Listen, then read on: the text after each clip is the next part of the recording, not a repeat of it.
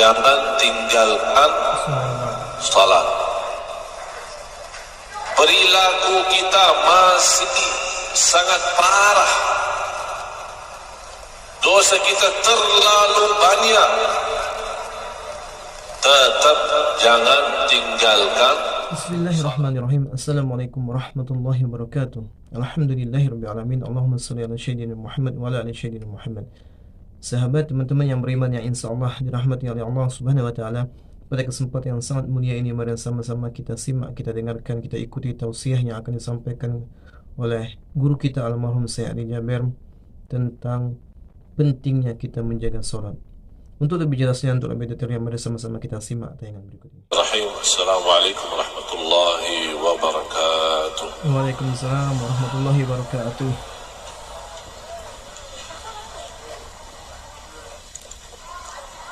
Alhamdulillahi rabbil alamin. Wa ashhadu an la ilaha illallah wahdahu la syarika lahu waliyus salihin. وأشهد أن سيدنا ونبينا محمدا عبد الله ورسوله الصادق الأمين.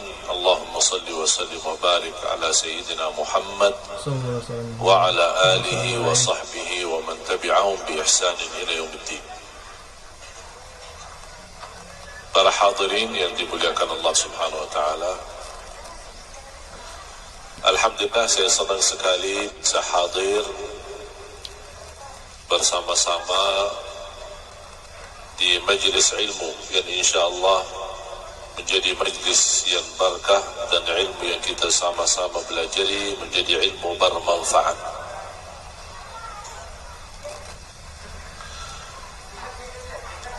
Sebenarnya dalam kehidupan kita banyak yang tersia-sia.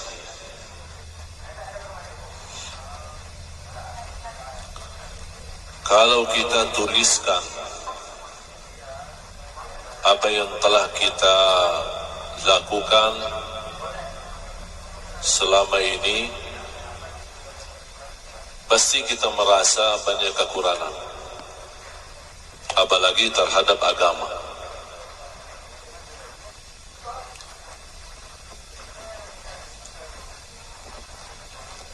Nampaknya berat kalau kita menuliskan sehari-hari kita, apa yang telah kita lakukan dalam kebaikan maupun dalam dosa dan maksiat. Kita malas menulis atau tidak memperhatikan untuk menulis, atau buat apa untuk menulis. Tapi ada malaikat yang tidak pernah lupa menuliskan segala apa yang kita buat, baik maupun buruk, taat maupun maksiat, semua tertulis. Tidak ada satu langkah kemanapun, semuanya tertulis. Langkah-langkah menuju ke tempat ibadah tertulis, langkah-langkah itu ibadah. Langkah-langkah ke tempat maksiat, bukan hanya maksiatnya yang tertulis, tapi langkah-langkah itu dianggap sebagai langkah maksiat. Salah satu karunia Allah Subhanahu wa taala, karena kita sebagai manusia tidak terlepas dari dosa maksiat, Allah menampuni dosa-dosa kita di antara salat-salat kita. Subuh sampai zuhur diampuni dosa kita. Zuhur sampai asar diampuni dosa di antaranya. Asar sampai maghrib diampuni Allah dosa kita. Maghrib sampai isya diampuni oleh Allah dosa kita. Isya sampai subuh diampuni oleh Allah dosa kita. Jangankan di antara salat diampuni dosa dan kesalahan kita, Jumaat sampai hari Jumaat yang akan datang diampuni di antaranya dosa-dosa kita. Dan selalu saya berkata, berapapun dosa kita, sebanyak apapun dosa kita, jangan sekali-kali tinggalkan salat. Jangan tinggalkan sholat. Bu, sehat ya. Jangan sekali-kali tinggalkan salat. Mengapa? Karena salat itu termasuk ibadah yang menjaminkan kita selalu mendapatkan ampunan. Wassalatu ila as-salah wal jumu'atu ila al-jumu'ah mukaffiratun lima bainahun. Antara salat, antara dua Jumat diampuni dosa kita.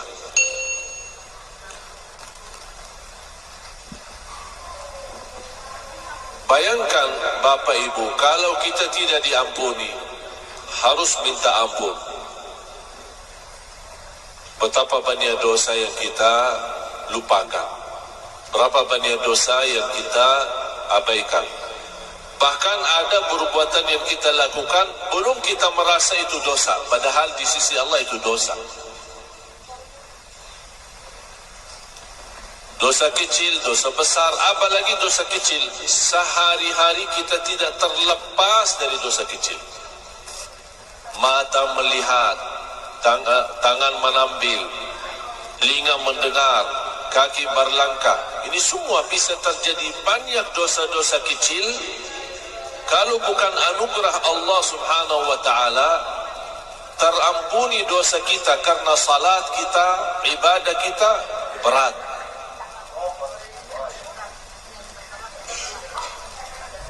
Makanya apapun yang terjadi, jangan tinggalkan salat.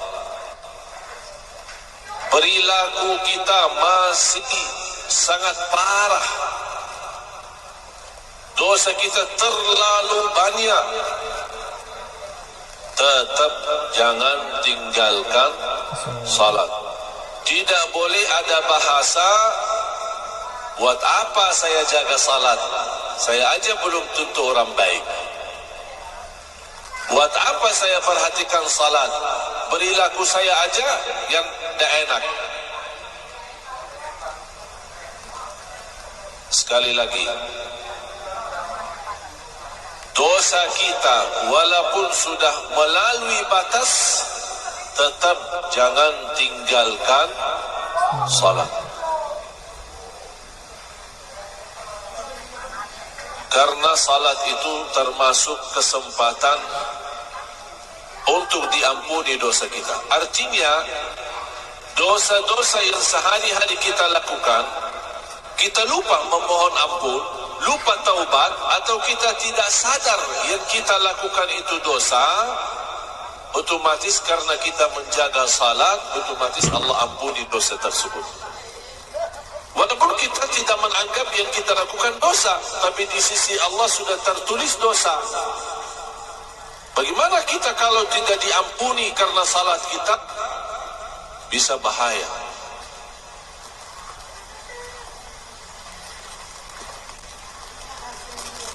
Gunung besar mulai dari batu kecil. Batu kecil dengan batu kecil dengan batu kecil dikumpulkan kecil-kecil terus jadi gunung besar. Ini dosa kecil. Dosa kecil itu bisa menjadi lebih bahaya daripada dosa besar. Mengapa? Kalau kita lakukan dosa besar, kita tahu dosa itu dosa besar. Tapi saat kita berlaku dosa kecil, kita lupa itu dosa. Bahkan dianggap tidak apa-apa. Disitulah bahayanya dosa kecil. Makanya ada satu kaidah, la saghirata ma'al israr wa la kabirata ma'al istighfar. Tidak ada dosa kecil kalau sering dilakukan. Kalau sering dilakukan dosa kecil jadi besar di hukum Islam. Ada orang suka berlaku dosa alasannya karena kecil. Ini kan dosa kecil. Makanya ulama berkata, la saghirata ma'al israr. Yang terulang berkali-kali bukan kecil lagi, sudah menjadi besar. Wala kabirata ma'al istighfar, tidak ada dosa besar yang bisa melawan istighfar. Makanya bahagia seorang yang suka beristighfar.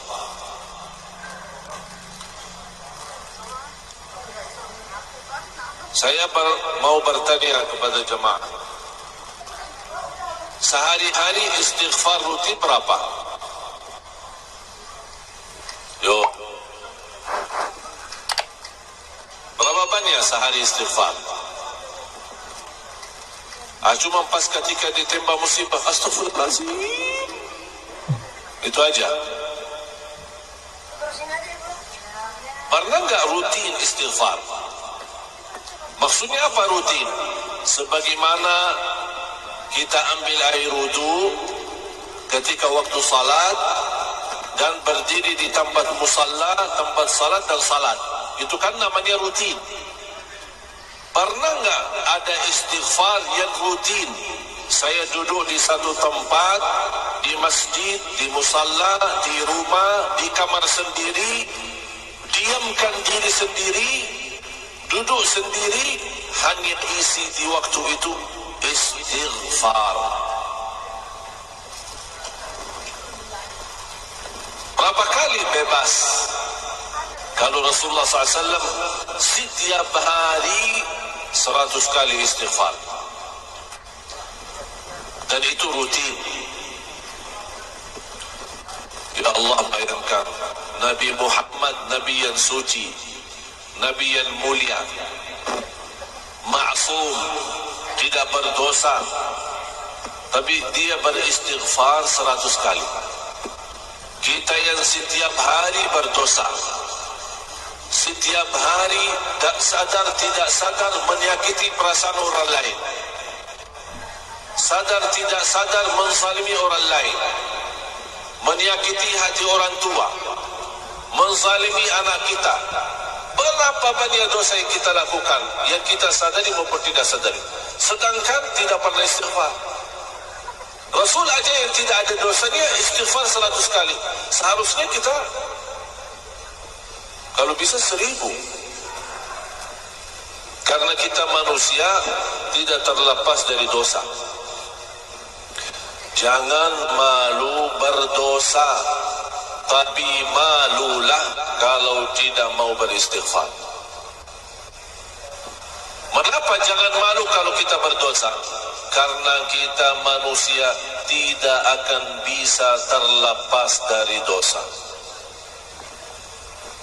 Makanya jangan malu kalau kita berbuat salah, tapi malu kalau sudah tahu dan kita sadar ini salah, ini dosa, tapi belum mau beristighfar. Ini yang harus buat kita malu. Apa bukti kita tidak bisa terlepas dari dosa dan maksiat? Tahu nggak buktinya apa? Ayo, apa bukti kita tidak bisa terlepas dari dosa dan maksiat?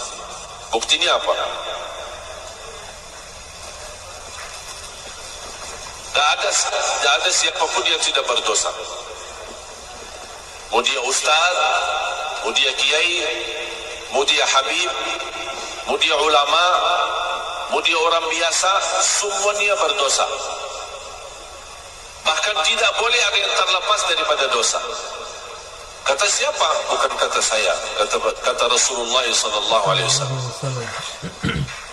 Kullu ibnu Adam khata. Semua keturunan Adam bersalah. Berarti kita tidak terlepas daripada kesalahan. Itu sesuatu mau tidak mau pasti bersalah. Tapi ya Rasulullah, kalau kita memang semuanya harus bersalah atau tidak terlepas dari kesalahan, gimana solusinya? Wa khairul khatta'in at-tawwabun. Bukan persoalannya kita bersalah, tapi kata Rasulullah, yang terbaik di antara kalian yang bersalah, yang suka selalu bertaubat. Jangankan kita istighfar karena salah dan dosa kita, habis salat aja kita istighfar. Kira-kira berbuat salat itu perbuatan dosa atau salah? Salat itu dosa? Apa salat itu kesalahan? Terus kenapa habis salam istighfar? Kan habis salam astagfirullah, astagfirullah, astagfirullah. Kenapa? Kan disuruh istighfar karena dosa, istighfar karena salah. Dosa yang kita sadari maupun kita tidak sadarkan. Terus kenapa kita habis salat suruh istighfar? Hah? Belum khusyuk. Karena kita sebagai manusia tidak terjamin sempurna salat kita. Kurang khusyuk, tercampur riya, lalai dalam salat, was-was, kadang-kadang salatnya buru-buru, tak jelas bacaannya, pasti dalam sujud sup. Apaan sup kita? Setahu saya subhanallah, subhan rabbiyal a'la wa bihamdihi. Saya dengar sambil saya pas ada orang sujud, ya Allah, buru-buru ini.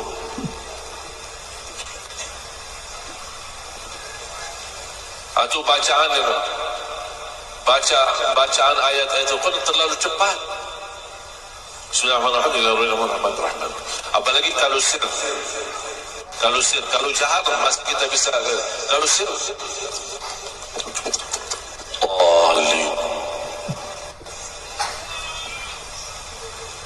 ya ini salat kita. Berapa banyak kita mujahadah diri untuk menyempurnakan salat? Pernah enggak Bapak Ibu bertanya diri, apakah salat saya sudah benar belum? Pernah kita duduk bersama diri sendiri muhasabah dan bertanya diri, apakah salat saya sudah pantas diterima Allah atau belum? Atau hanya kita menjalani salat karena perintah, sebuah tugas, mau lepaskan diri dari tugas itu? Makanya saya sering mengingatkan jamaah, ada dua orang salat di saf pertama, satu diterima Allah, satu tidak. Padahal sama-sama salat di saf pertama, sama rukuk, sama sujud, sama baca, tapi satu diterima, satu tidak. Kenapa? Karena satu ketika dia salat menghadapi Allah dengan hatinya, yang satu lagi menghadapi Allah cuma fisik gerakannya.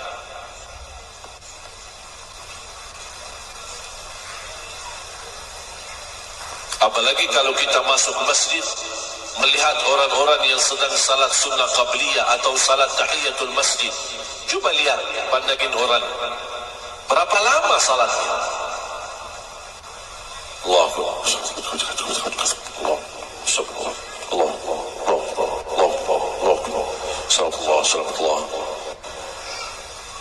Saya bayangkan mau baca secepat-cepatnya baca Al-Fatihah, dia sudah selesai satu rakaat, saya belum selesai surat Al-Fatihah.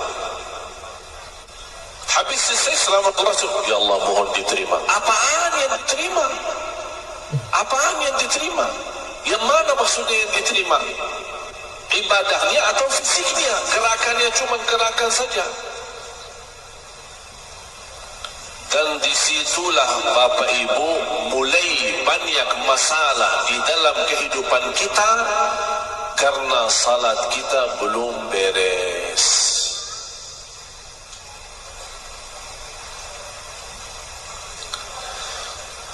Beda orang yang mendengar panggilan Allah muazzin. Ketika dia mendengar Allahu Akbar, tertutup hatinya, melepas segala urusan, segera ambil air wudu, datang melaksanakan ibadah. Karena dia merasa panggilan muazzin ini bukan kumandan azan, tapi ini panggilan Allah memanggil saya untuk datang menghadapinya. Dan saya cinta kepada Allah, makanya ketika mendengar azan tersentuh hatinya dan dia lepaskan segala kerjaannya. Makanya salatnya dia jauh lebih nikmat daripada orang yang hanya datang pas ketika ada waktu dia melaksanakan salat. Tapi kalau lagi sibuk, tercepat macet, atau lagi belanja di Tanah Abang, tak apa-apa, nanti aja salatnya. Gampang. Saya ingat ayah saya tidak pernah marah sama saya, apalagi mau mukul, kecuali ada dua: telat salat dan belum setor hafalan. Marahnya bukan main.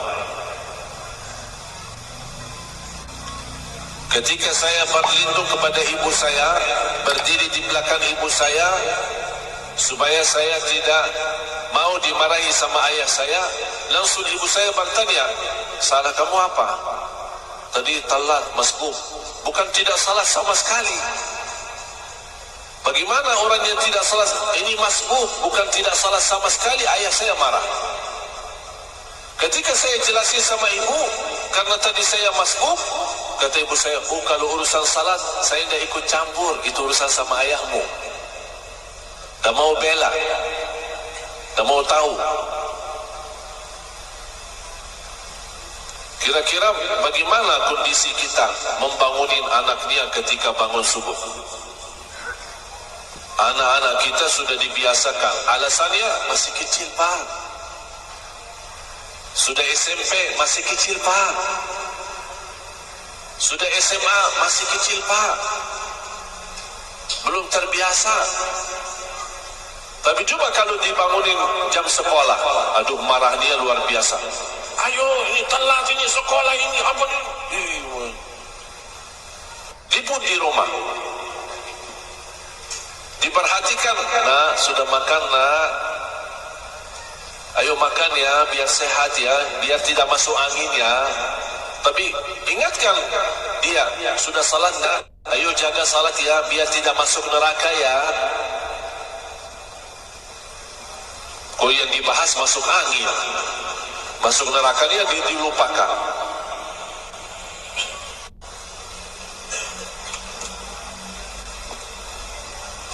Silahkan. Alhamdulillahirrabbilalamin. Sahabat yang beriman, itulah tadi ilmu yang disampaikan oleh guru kita. Mudah-mudahan bermanfaat, mudah-mudahan kita dapat istiqomah untuk menjalankan semua perintah-perintah Allah, terutama sholat lima waktu. Jangan sampai kita tinggalkan sholat ini, karena ini sangat penting. Inilah kunci kita. Inilah, kalau sholat kita baik maka seluruh amalan kita baik, tetapi kalau sholat kita rusak maka seluruh amalan kita rusak. Jadi sholat harus kita jaga, jangan sampai kita tinggalkan. Mudah-mudahan kita istiqomah, mudah-mudahan kita mati dalam keadaan husnul khotimah. Amin amin ya rabbal alamin. Mungkin itu saja yang bisa dapat saya sampaikan. Lebih dan kurang saya mohon maaf. Saya akhiri. Wassalamualaikum warahmatullahi wabarakatuh.